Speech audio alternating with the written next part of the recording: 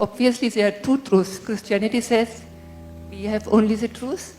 Islam says, no, this is only the truth. So, and both of them put India down. They don't want that the world knows anything about India. The moment we believe something, let's say I believe something and you believe something else, both of us are friends and everything is fine, but when it really comes to the crux, I will kill you. What is there in heaven if you really look at it? Hindu heaven, food is very good. In another heaven, there are those white-gowned ladies floating in the clouds. If you like that kind of ambience, you can go there. In another heaven, you will encounter virgin problems. If that's what you want, you can go there. So you went to heaven, you don't have a body, you left your body here and went to heaven. Now what do you do with good food and virgins?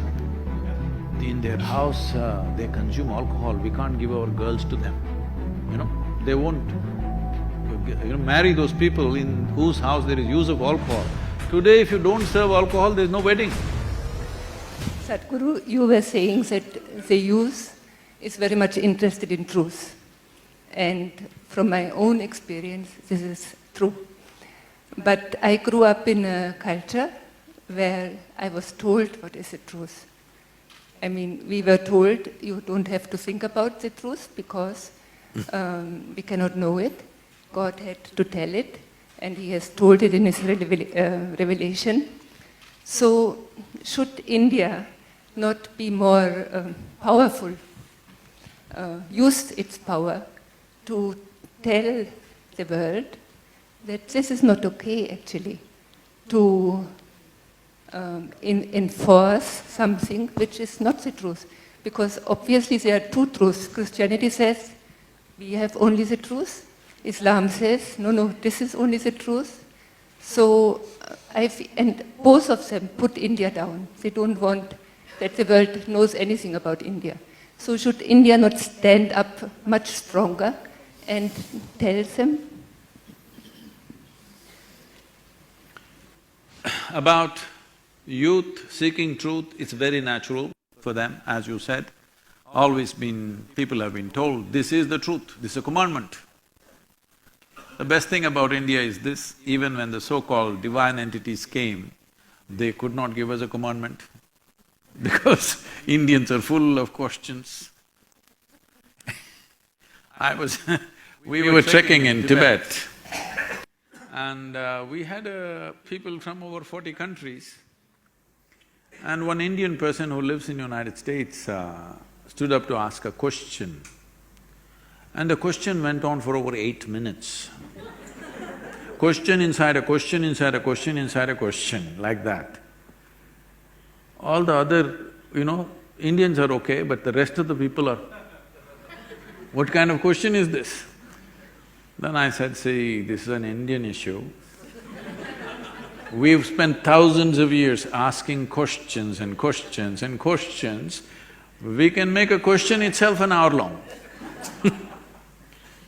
Then one Chinese lady who was traveling with us, she said, yes, Sadhguru, I worked in United Nations for 23 years. Only Indians ask questions, nobody else asks questions.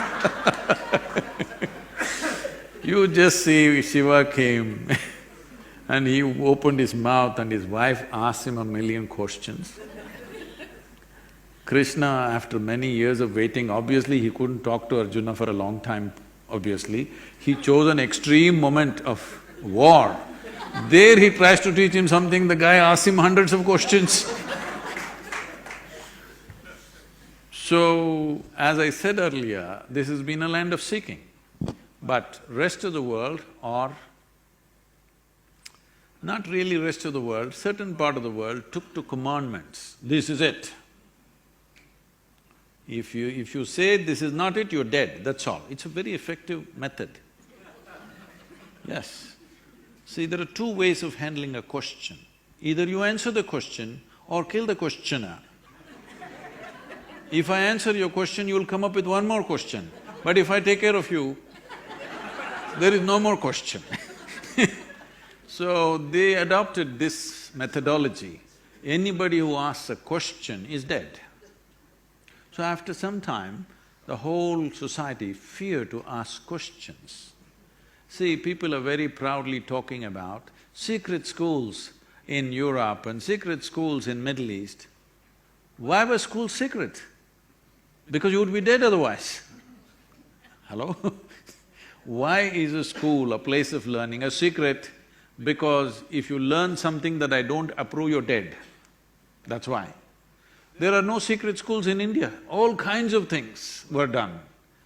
In the same generation, all kinds of things were done, most unthinkable things were done, but as long as people are in pursuit, other people said, okay, we don't like that, so they kept away and they pursued something else. But there never was persecution because we created a culture of seeking, not of believing. The moment you believe something, see, we must understand this. The moment we believe something, let's say I believe something and you believe something else, both of us are friends and everything is fine, but when it really comes to the crux, I will kill you. Because I believe this is it and you believe that's it. So there is no way out of that.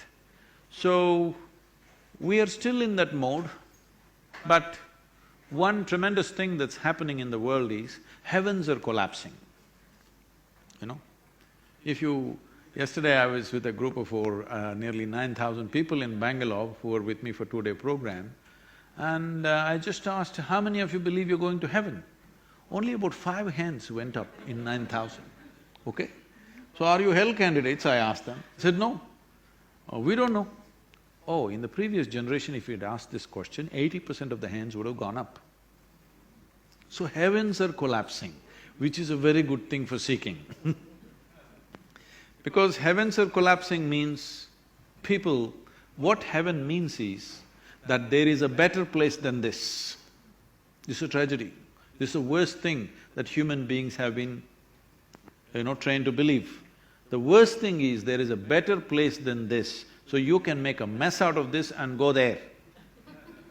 You can make a hell out of yourself here and go to another heaven and live well forever, okay? What is there in heaven if you really look at it? Hindu heaven, food is very good. Really. In another heaven, there are those white-gowned ladies floating in the clouds. If you like that kind of ambience, you can